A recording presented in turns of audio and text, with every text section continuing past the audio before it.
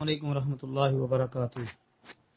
جی محترم بھائی نے لکھا جی اگر کوئی اپنے خامد کو کہے کہ اللہ کا واسطہ آپ مجھے طلاق دے دیں تو مرد کو کیا کرنا چاہیے؟ بھائی مرد کو طلاق دے دینی چاہیے جی۔ اگر عورت اللہ کا واسطہ ڈال رہی ہے پھر اس کو طلاق دے دینی چاہیے۔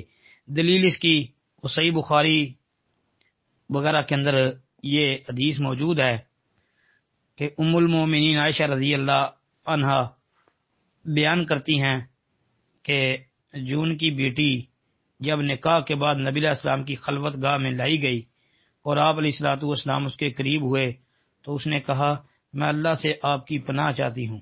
آپ علیہ الصلوۃ والسلام نے اس موقع پر یہ بات ارشاد فرمائی تھی کہ تو نے بڑی عظیم الشان ذات کی پناہ طلب کی ہے تو اپنے گھر والوں کے ساتھ مل جا۔ تو یہ حدیث اس بات کی دلیل ہے کہ اگر کوئی اللہ کا واسطہ دے کہ عورت کہتی ہے کہ مجھے طلاق دے دیں تو ٹھیک ہے، اس کو فارغ کر دینا چاہیے جی۔